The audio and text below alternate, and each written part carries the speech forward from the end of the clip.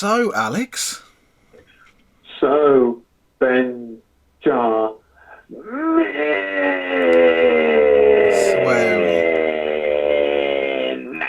That's going to literally put off like any viewers that have joined within the first 18 seconds. Great. So, welcome, one and all.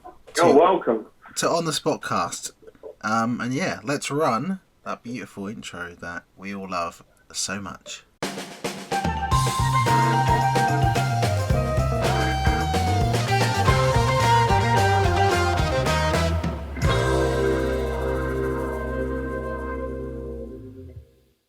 So yes, welcome back ladies and gents to On The Spotcast. It's your weekly podcast about all kinds of things, games, banter and such. And we do have a bit of an action-packed show for you today. I mean, more so than previous weeks, because last week's episode was the Who Wants to Be a Millionaire 20th special. Which went down quite well. I think we had a nice time recording it, didn't you, Alex? Yeah. What's the view count like? 30-something. I think. That's pretty good. Yeah, no, it seemed to do quite well during the first few hours of it being uploaded, which is surprising. I don't know why, but perhaps people like that sort of thing. So we'll endeavour we'll endeavour to do similar things on the channel in the future. But anyway, today's podcast number 21, and we are discussing all things PlayStation 5 Showcase and Ubisoft Forward and Xbox as well. Tonight is the PlayStation 5 Showcase. It's at 9 PM England time. This podcast should hopefully be out before then. So if you're listening to it now, it should hopefully be out before then. So we're going to be discussing everything about the PS5 Showcase that we'd like to see, but we're also going to be going over Ubisoft Forward, which was several days ago now, and reviewing basically everything that was there and just giving a few bases of opinions on things. I've got more notes than Alex has, I imagine, because I think Alex is a little bit disappointed by Ubisoft Showcase, but there wasn't particularly much there, but there was still some interesting stuff. But yeah, so what should we begin with? Should we go Ubisoft, or should we... Of course his connection would die, right? Really? Oh, viewers, listeners... Literally, you haven't even made it in some reason, mate. For some reason, days my Wi-Fi doesn't like us like voice messaging on here.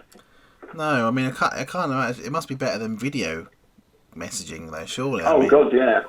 That's definitely yes. Better than how that would probably be. Anyway, so what should we begin with? Should we go for Ubisoft Forward or the PS5 Showcase? So what did you want to do then? Should we do Ubisoft Forward? Yeah, might as well. Okay, fair enough. So, I would hasten to add that I've probably got more notes on this than you have. Yep.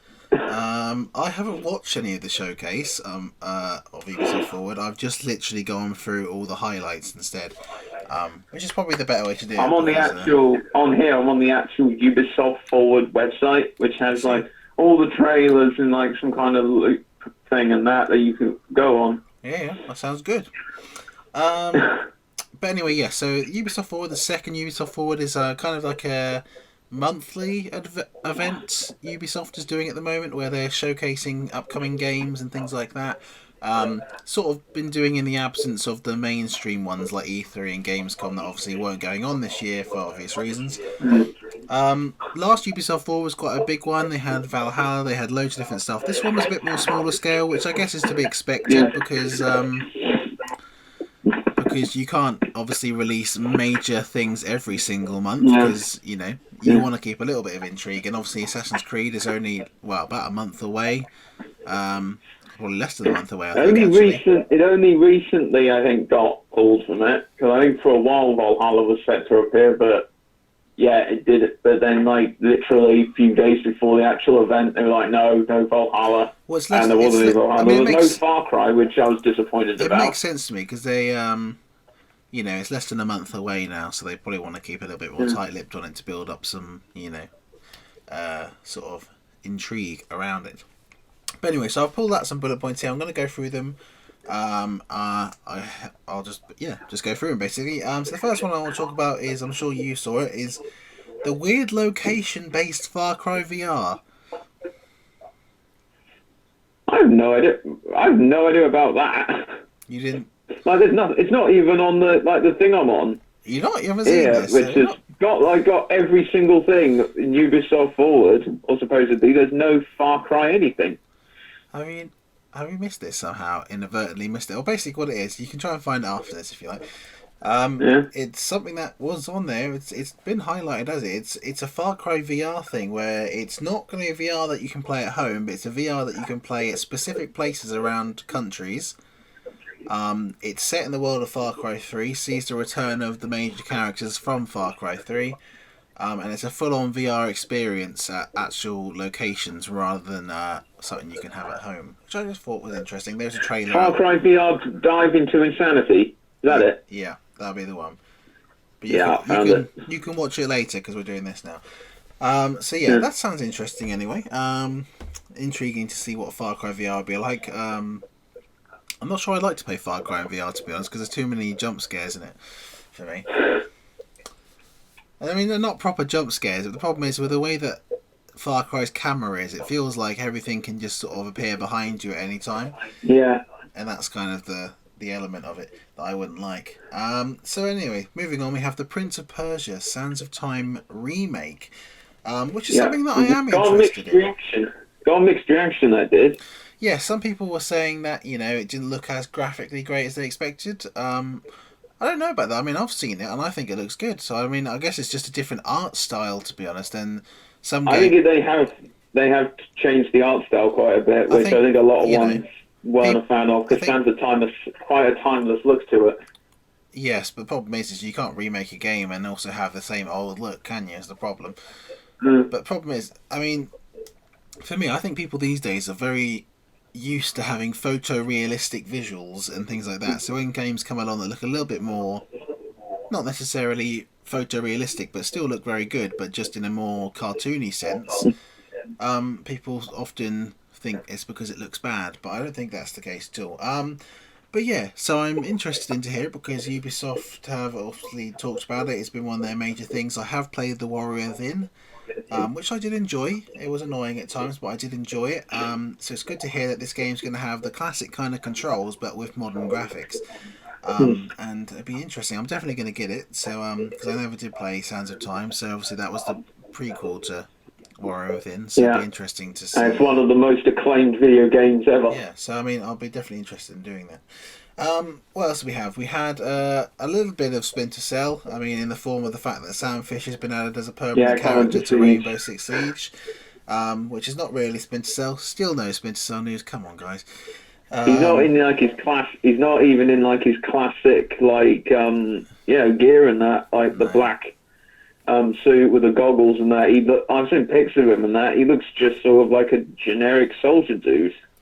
Yeah. Since I missed opportunity, since how each sort of hero character in Siege is really unique. If they had done a proper traditional Sam Fisher, he could have been a really interesting acrobatic, low damage but fast moving, stealth oriented, character and that, which I think could have been really interesting.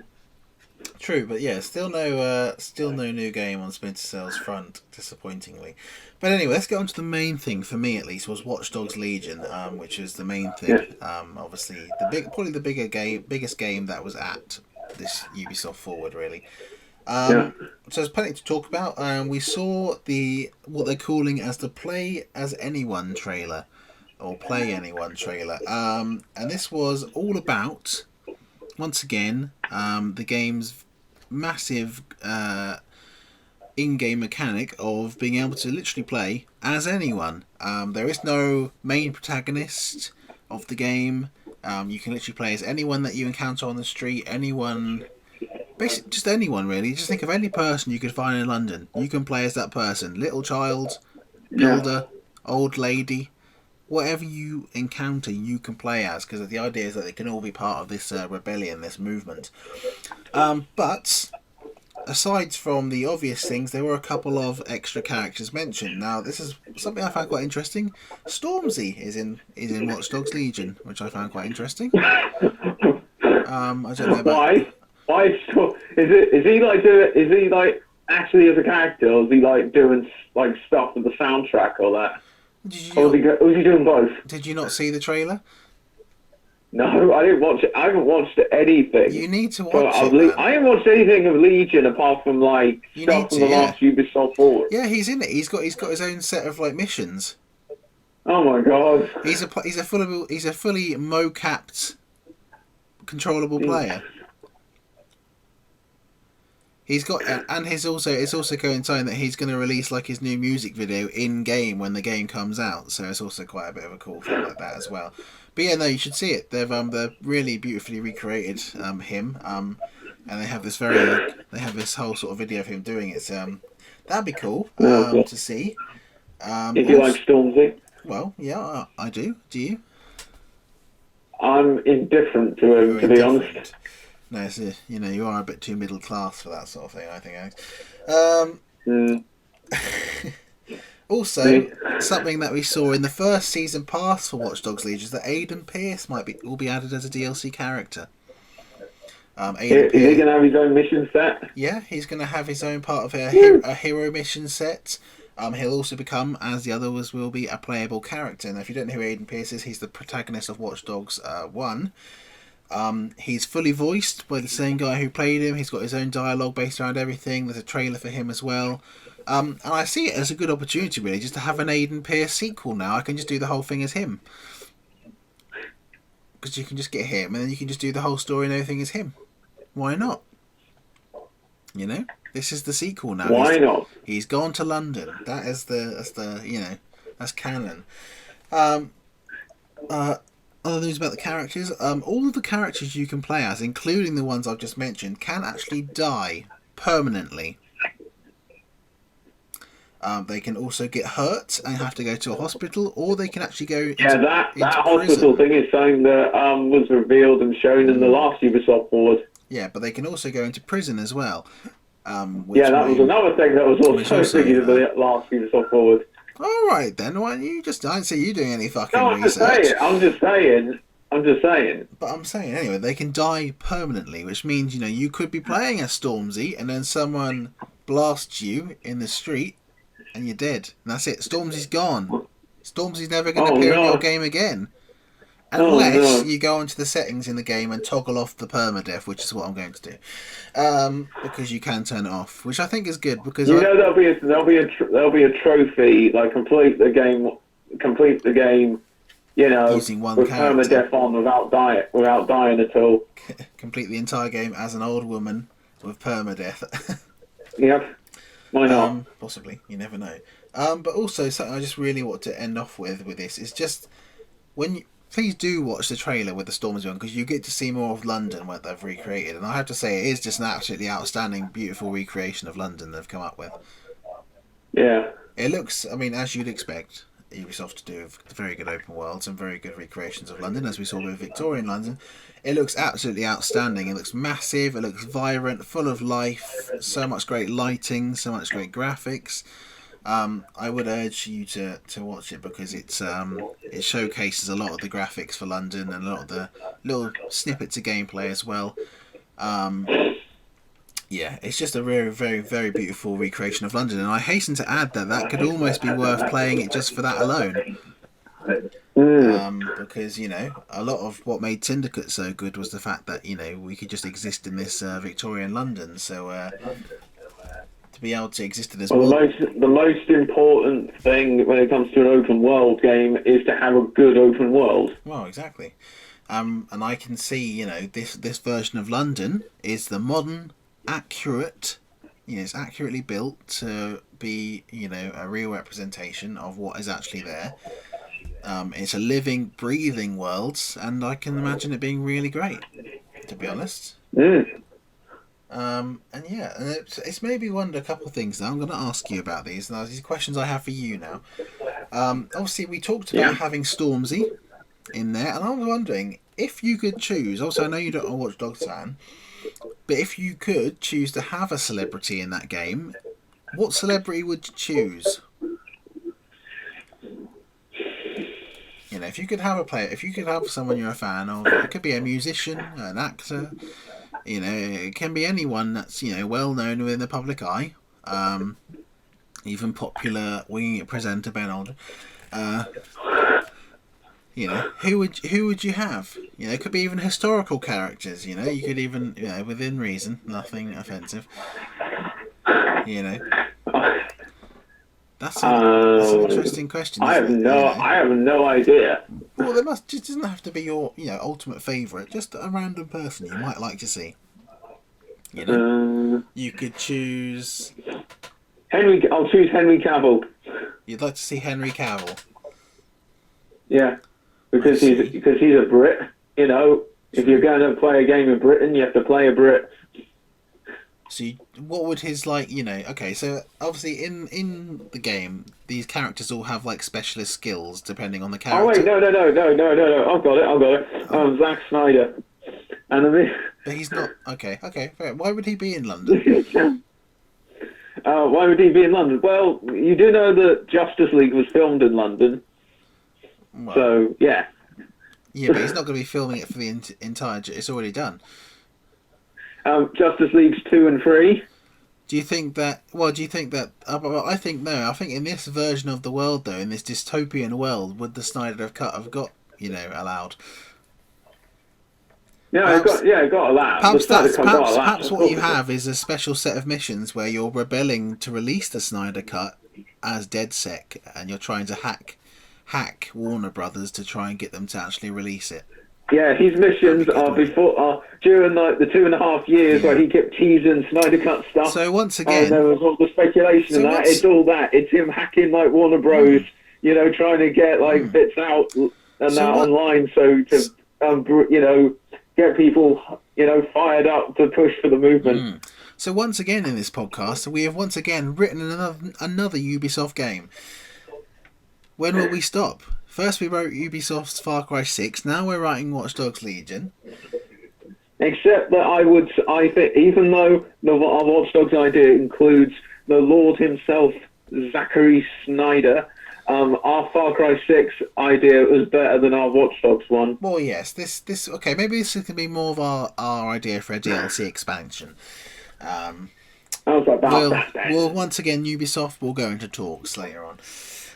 So yeah, I mean, so if Zack Snyder was in Watch Dogs Legion, obviously all the characters you play have specific abilities. Like they might be good at hacking, or they might be good at disguising, or whatever. What would Zack's ability be? Do you think his specialist one? To be the best superhero movie director of all time. But how would that benefit in a hacking world?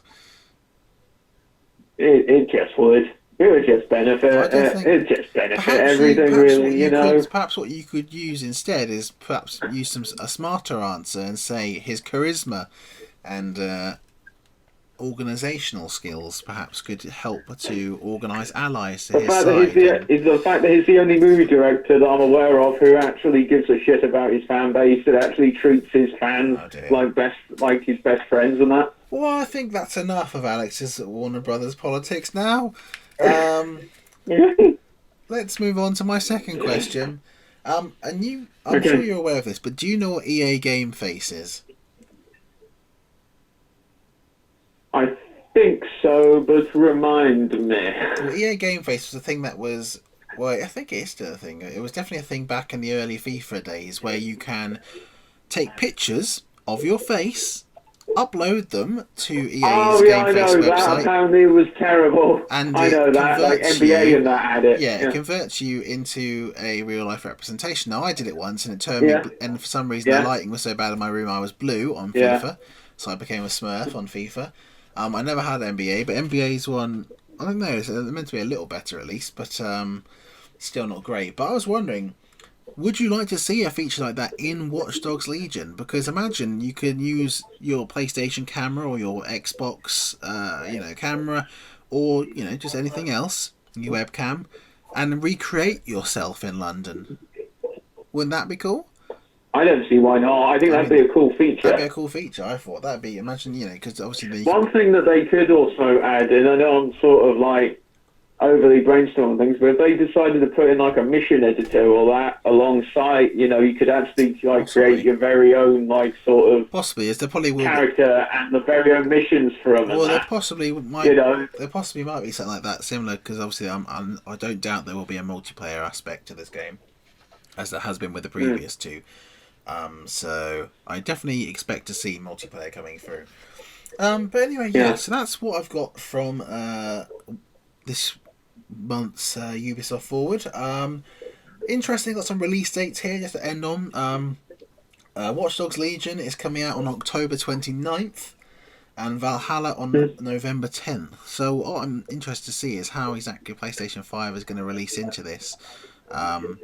Question is though, will you be waiting to get Valhalla on next gen, or will you be getting it on current gen?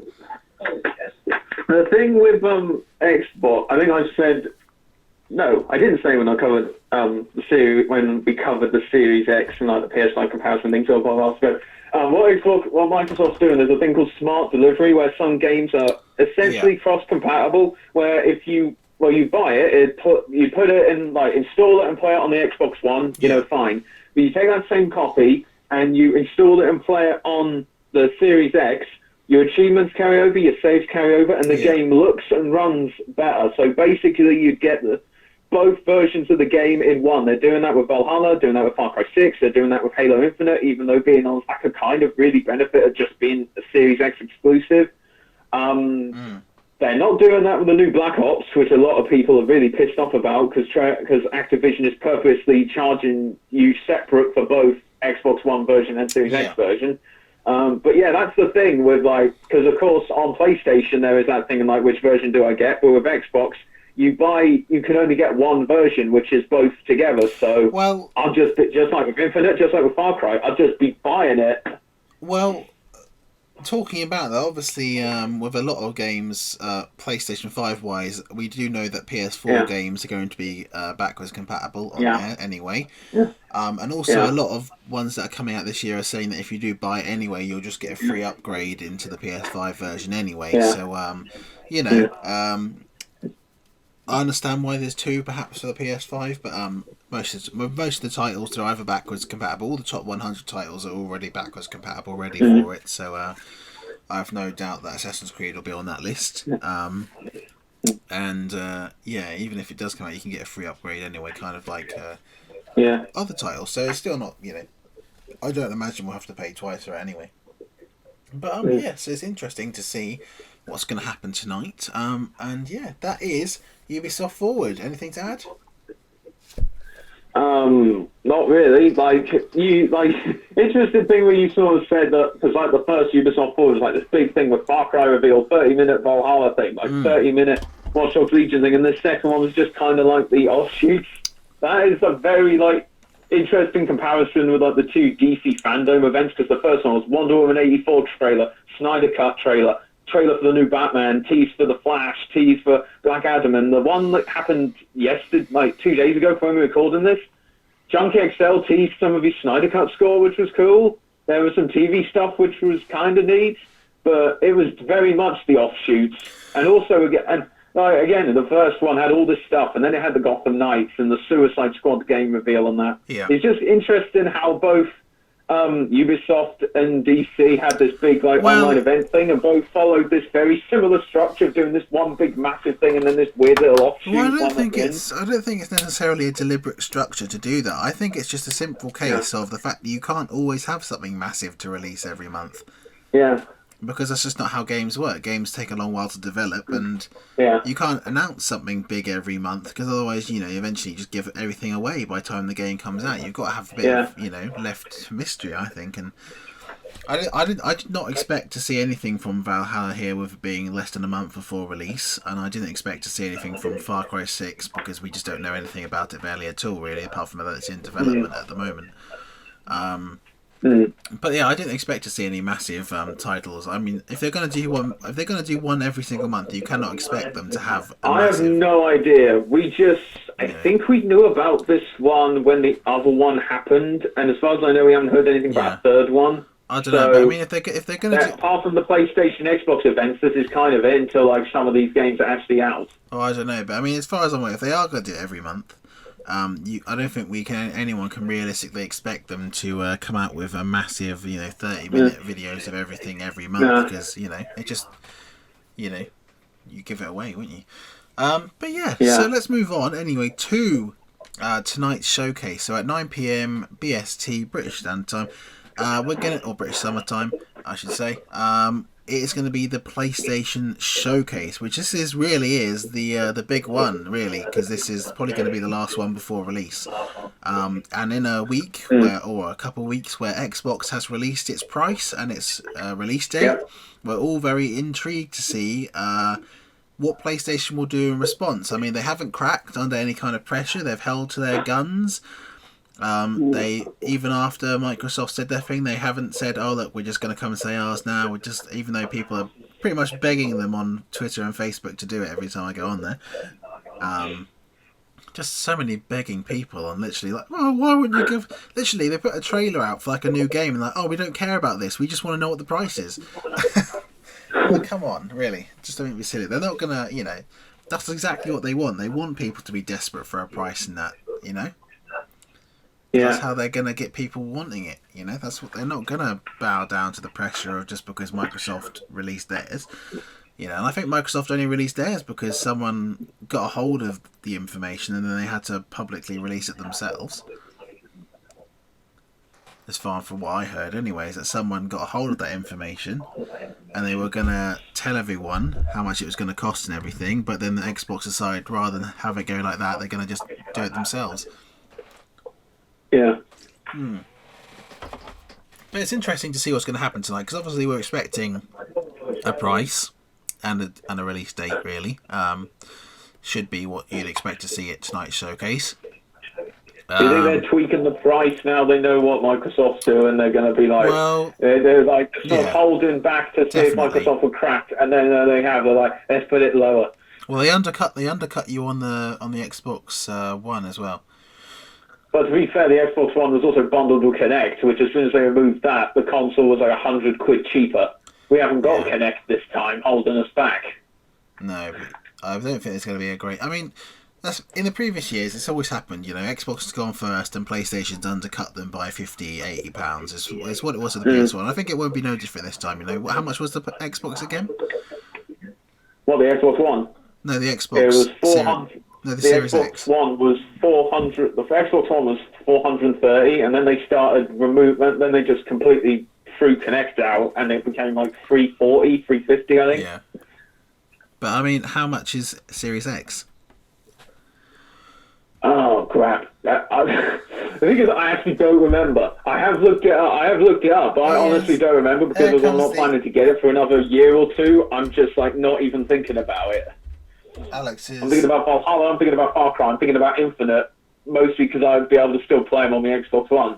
I'm not actually thinking about the console itself for a year or two, because I doubt I'll be getting it for a year or two. Right, I see. Which is really... So the Xbox fan doesn't even know how much his own console's going to be. That's interesting. Well, anyway, let's have a little look here. So apparently, according to this, the PlayStation prices have leaked, but I don't know if that's true or not really, who knows. But yes, so... yes, let's have a look. So the Microsoft Series X is going to cost $499. I want it in English. I need it in pounds already, guys. Come on. Where is it gone? That's another thing. It's so hard to find the price of anything other than dollars. Alright. So there we go. Games Radar's got the page up on here. So the Xbox Series X price after months of speculation is going to be £429 in the UK. So I'm expecting maybe a $399 from PlayStation.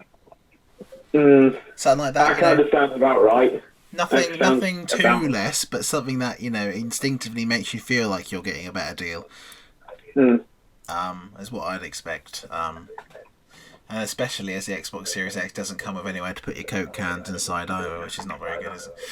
So, because we all know it looks like a mini fridge. Banter. But yeah, so we're looking at At 420. least it doesn't look incredibly obnoxious and distracting like the PS5 does. I mean, this is like the opposite. This is like the opposite of this is just a box, though, isn't it? Really. That's because Microsoft care less about the aesthetics more than they do the actual stuff that goes into the machine. They kind of like with the Xbox, with the original Xbox One through the Xbox One S, the One X. Now the Series X and the Series S are stupid like namings. Like went from the Xbox to the Xbox 360 to the Xbox One, now the Xbox Series X. What was wrong with just Xbox Series X, then Xbox 720? You know, keep some kind of pattern. But anyway, Microsoft aren't so bothered about this console looking like this super amazing futuristic thing. They're just like, okay, we've sort of got a standard aesthetic. It works. Like the Xbox console controllers are barely changed since the 360 days. They just put crappier bumpers on the Xbox One controller and basically called it a day. But yeah, they're just like, we've got this look, it works, it's recognizable as Xbox, let's just keep it, you know? I feel like for me, though, when you think of next gen, you want to think of something that's a bit more futuristic ahead of you, the time that you've got. You want to see something that looks a bit more new. Yeah, which is the game. For me, the whole next gen thing is like, look at these better graphics, look at the more shit we can do with games now, look how far, you know, texture resolution, animation, you know, particle effects, weather effects, you know, dynamic AI, all this stuff. That's all the next gen. I guess we'll have to agree to disagree on this point, because otherwise we'll go on about it forever. Although I am looking forward, and I do really like the look of the PS5, and I will be getting a white. Like I said, the reveal thing, it's definitely, you know, like, whoa, cool. It looks that cool. that is something new. It looks cool, especially when I think it's going to look great with all the LED lights pulsating out of it as well. I am going to get a white one as well, by the way. I'm not going to get a black one. I've decided that I want to get a white one, which I'm hoping is good, because a lot of people want to get black ones. If I can get a white one, hopefully the white ones won't be in high demand as the black ones are. The white ones will probably, if it's like the PS2, the white one will be more expensive, because I remember the white PS2, like silver PS2, was was pretty much more pricey than, was like 50 or 60 quid. I want to say 50 or 60 quid. Really. Probably not that much, but more than the black normal PS2. I don't know how that works really, because I mean, there's obviously probably not any price difference in manufacturing that, is there? You know, yeah, it's just a different colour. Obviously, it gets to the unless point. They actually came out, unless they actually come out and say, look, it's like limited edition white. You know, there is literally. But it's not there. It's like the exact same machine. At the end of the day, there's a guy in the factory with the plastic machine. He's like, all right, this is the part where I add the colour. Do I pour this little tub of black in there, or do I pour this tub of silver in there? Yeah. And that's all that happens really. There is not much difference other than that, is there really? But I have still got a silver PS2 up here with me, so that's good. But yeah, anyway, so PlayStation 5 conference tonight, 9 PM. What do we want? Well, what do I want to see? Obviously, you don't want to see anything from it, but what do I want to see from it? One, a price, obviously. A release date would be good to see as well. I'll be getting it whatever the price is and whatever the release date is anyway, so it's not a massive thing to me, but it'd still be nice to know. I'll be interested to see what the games are going to look like again, because they're showing off a bunch more games tonight as well, so I'm hoping for some more Horizon Forbidden West, perhaps, would be good to see. Some more Ratchet and Clank could be nice to see. Just general things like that, particularly Horizon Forbidden West, I'm intrigued to see some gameplay of. But it's going to be a nice thing tonight. It's a 40-minute show. It's not a massive show, it's only 40 minutes. Short and sweet, but with plenty of information, I'm sure. So, yeah, I'm definitely looking forward to it. And I'm just looking forward to finally being able to see some more gameplay and find out some more information, because I, like everyone else, would like to know. So obviously you can't comment on this, but if for example Microsoft was to come out and say, you know what, this Saturday we're going to do our own showcase, what in particular would you like to see from it? Well, for the Microsoft one? Yeah. They're doing like some big 4-day Tokyo game show event thing in like September 24th. Okay, well, when they do that, what would you like? They're doing a very big thing. So- I've actually got a thing on it. Well, there's not a lot on it, disappointingly. I'm on the IGN, and it gives a sort of rough guide of the stuff that's going to be there and the thing that's not going to be there. It's going to be celebrating Japanese game creators and games. There's going to be a lot of updates coming to Microsoft Flight Simulator, which a lot of people are raving about. Like, I don't know if you've seen anything from it, but from a technical standpoint, that game is a really impressive achievement. No. They've mapped out like the entire planet Earth. You can fly around the entire planet.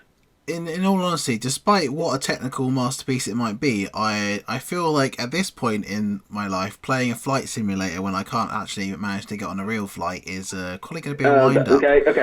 Let's not go there. Let's not go there. Let's not go there. That's fine. It's fine. I just think it's just a wind-up. But carry on. They're also going to cover the Japanese Minecraft community creativity. Yay, Minecraft. Don't care. Showcase broadcast in Japan only. Okay, that again. That's like I'm in England, and there's gonna be no new next gen news. Oh. Okay, like. I see. So yeah, if that's all the stuff at the Tokyo Showcase thing, then that's gonna suck. Frankly. It's interesting that they chose Tokyo for it because I mean, obviously, Japan is well known as. Hang on. Oh, they're showing the new Resident Evil, and there's going to be some new like Cyberpunk stuff. Okay. There. So. Fair enough. Okay, fair enough. Nothing too particularly. That's kind of disappointing. Nothing still. Because I heard loads of ones raving about some like new upcoming Xbox event. I hope this isn't it. I hope there's actually something better because this is kind of crap. Well, sounds. I hope that the rumours that they're going to have Valhalla there is true because those are ones say the reason because like they first shoot off Valhalla at the last Xbox event. I'm hoping the reason they ain't doing it at Ubisoft, this new Ubisoft Forward, is because they're holding off some stuff for another Xbox showcase, which being honest, I would actually like. Because we need to see a more like updated build of the game. I don't think they will. It's just too. I think it's too close to release now. I think they'll just keep it on the wraps from now on. I think they've shown the gameplay of it. You've seen what the story is about. You know what the story is. You're leaving Norway because of the war. You're going to England to start your new settlements. The gameplay is going to involve you doing, all this different kind of stuff. We've all seen it. I mean, there isn't much more I don't think you could show apart from before you start spoiling things. So yeah, I mean, it's interesting that what's interesting to me is that Xbox of all places chose to have it in Japan, which is, kind of the home of Sony in a way, which is a little interesting. I always find because obviously Japan is very. The Tokyo Game Show is a thing that happens every year. I don't know why Microsoft are doing such a big thing at it. Yeah, just making sense because it feels like. Unless they do actually have their own like separate thing coming out that I just aren't aware of because I heard there was like some big Xbox event. I actually looked up like Xbox Showcase and it just came up with a Tokyo Game Show. Well, it must be what they're on about then. But I mean, in all honesty, when I think Japan gaming-wise, I think Sony, and I think Nintendo. And Nintendo. You just don't think Nintendo Xbox, do you? Even I go back to the 360 days, for whatever reason, Xbox just hasn't caught on in Japan. Perhaps that's what they're trying to rectify. For whatever reason. Perhaps that's why they're doing it there. They're trying to appeal to the Japanese audience.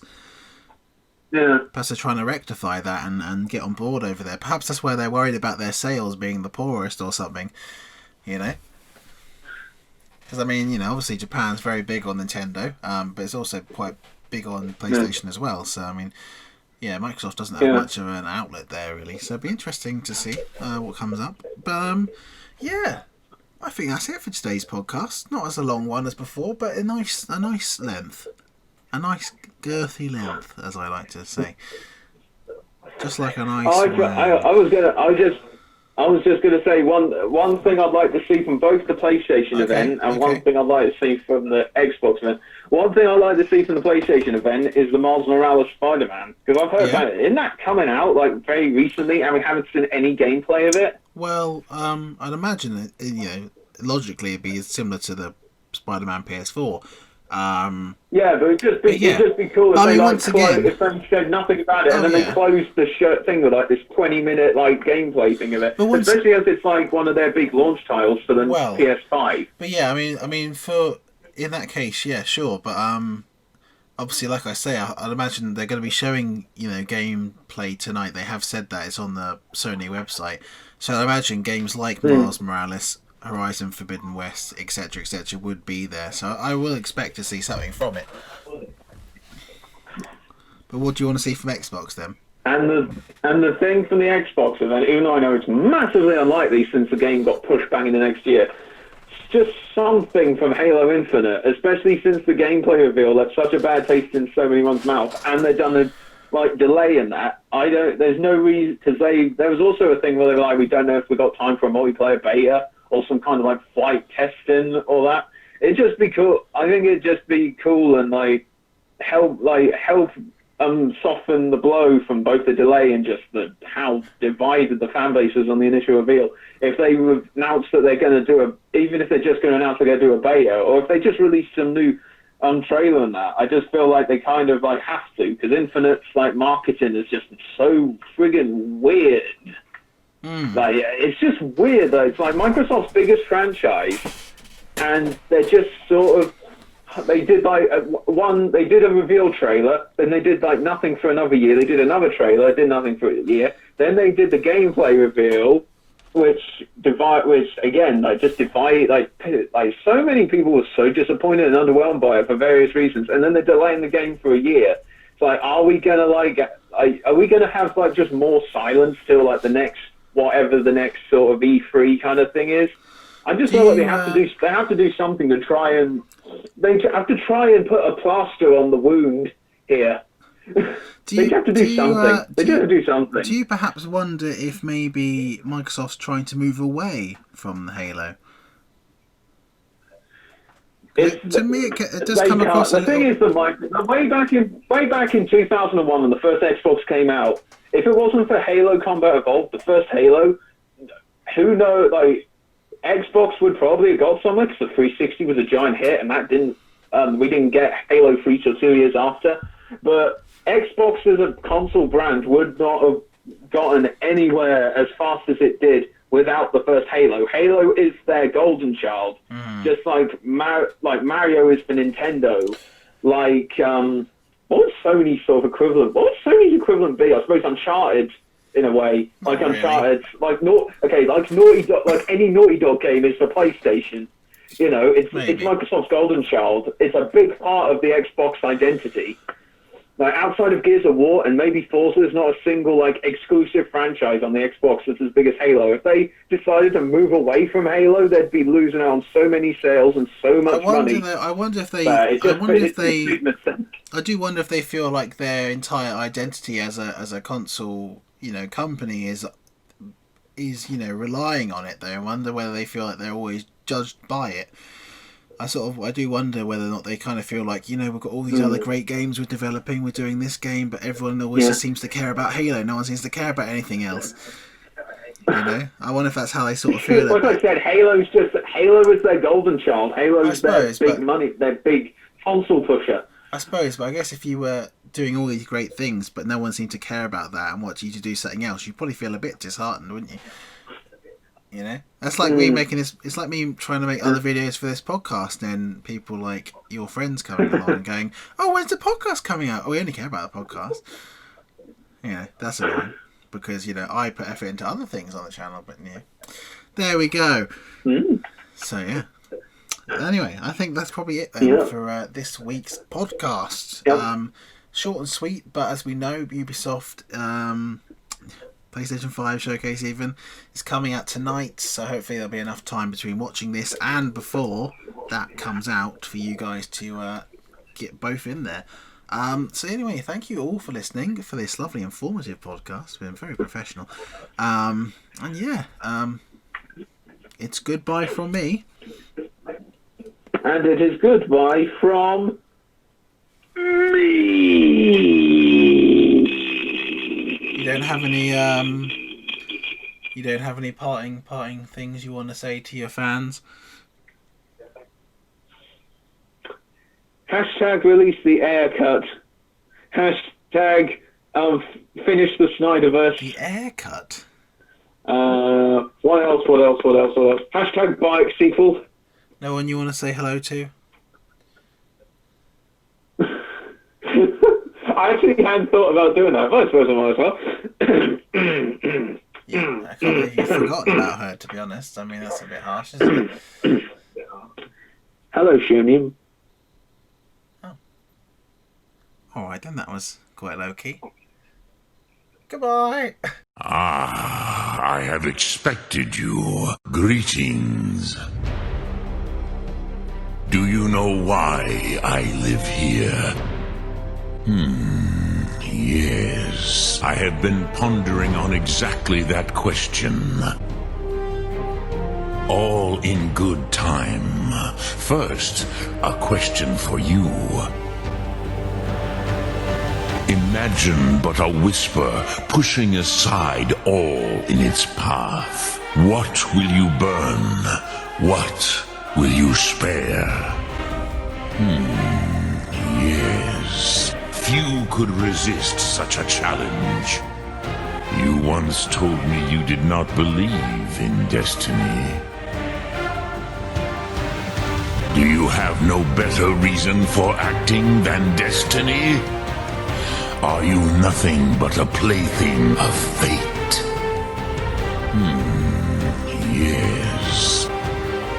Do not be afraid. Fulfill your destiny. Few could resist such a challenge. Why do you delay? What else would you seek? Go then. Fare thee well. Do not be afraid. Remember well. Power, you have it. But power is inert without action and choice.